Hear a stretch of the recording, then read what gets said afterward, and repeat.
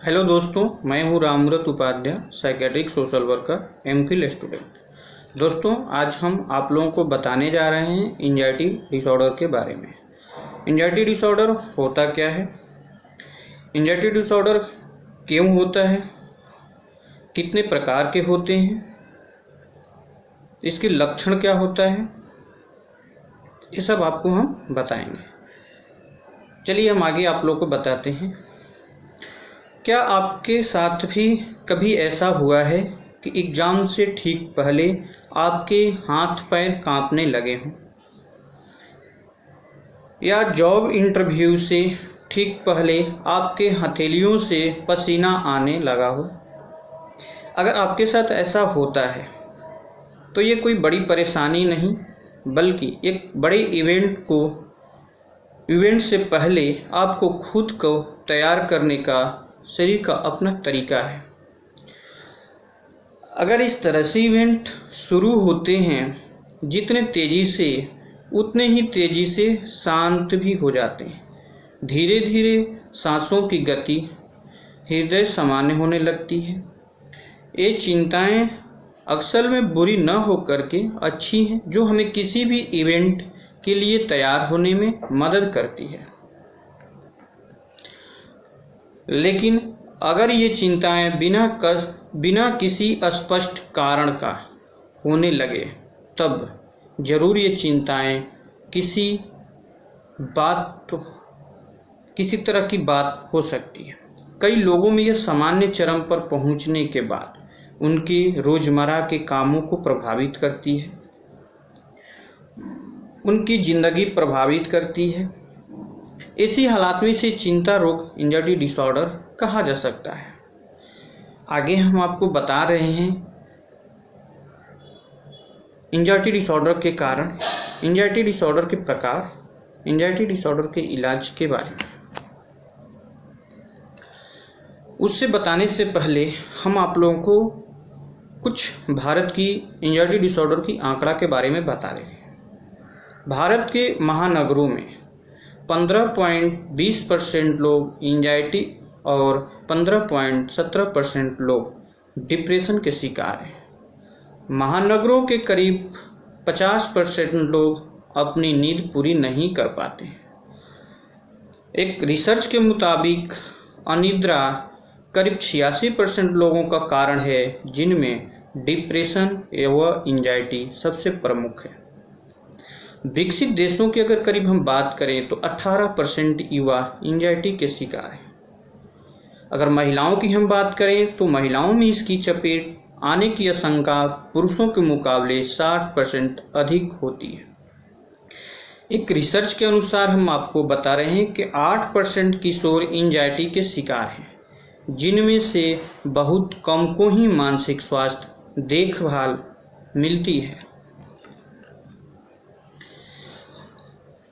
एक आपको बता रहे हैं कि अमेरिका के लेखक, मशहूर मोटिवेशनल स्पीकर लियो ने इस पे बताया है कि वस कैगिला का मशहूर क्वेट है, चिंता आपके आने वाले कल को दुखों से ही खोखला नहीं करता, बल्कि ये अपनी ताकत से अपने आज को ख़त्म कर सकता है। लियो बस कैगिला का ये मशहूर क्वेट आपके समझाने के लिए काफ़ी है कि चिंता वाकई चिता के समान होती है, जो जीते जी आदमी को जलाती रहती है। नियमित जो चिंता लोगों में होती है वो होती है बिलों का समय से भुगतान न हो पाना, जॉब इंटरव्यू, एग्ज़ाम से पहले होने वाली बेचैनी, स्टेज पर जाने से पहले पेट में हलचल होना, किसी खास चीज़ से डरना, जैसे सड़क पर आवारा कुत्ते से काटे जाने का डर हो, अपनी किसी करीबी के निधन होने वाली चिंता करती है, किसी बड़े काम से पहले अपने आप में पसीना आना। चिंता रोग होता है बेवजह की, बिना बात की कुछ न कुछ सोचते रहना, लोगों के सामने जाने से डरना, लोगों से बातचीत करने का डर, लिफ्ट में जाने पर वापस नहीं निकल पाने का डर,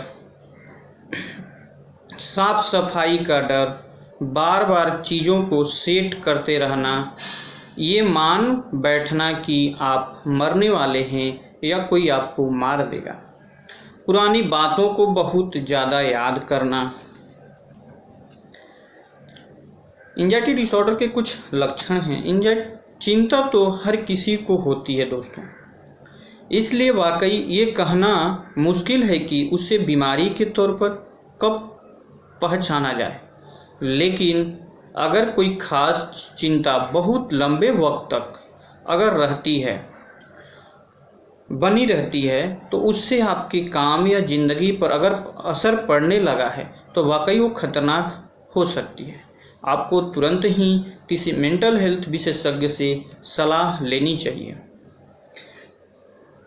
वैसे तो एंजाइटी डिसऑर्डर कई किस्म के होते हैं, कई प्रकार के होते हैं। कुछ उनके सामान्य लक्षण आपको हम बता रहे हैं, जैसे हृदय गति में बढ़ोतरी हो जाना, सांस फूलना, मांसपेशियों में तनाव बढ़ जाना, छाती में खिंचाव महसूस होना,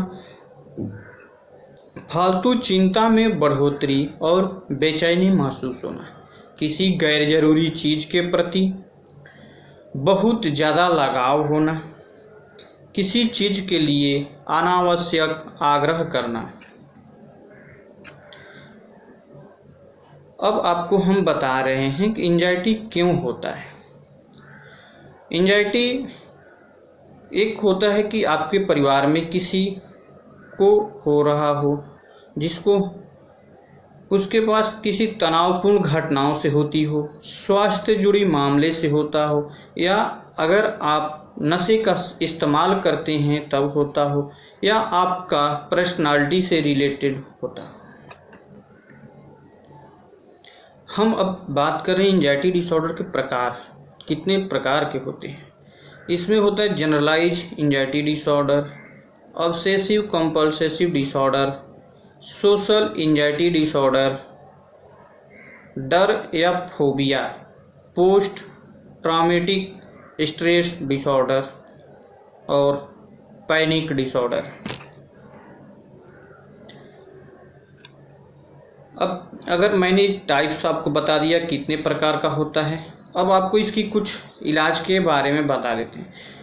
इस जो समस्या है एंजाइटी डिसऑर्डर की, इससे निजात पाई जा सकती है, लेकिन इस समस्या की गंभीरता को कम करके नहीं आंकना चाहिए। अगर इनमें से किसी का लक्षण से आप या आपके परिचित पीड़ित हैं तो सबसे अच्छा यही है कि आप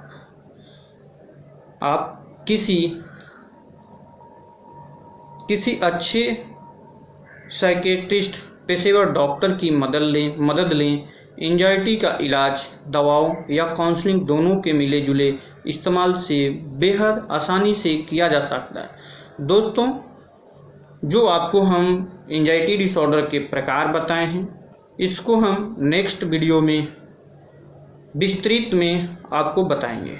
धन्यवाद।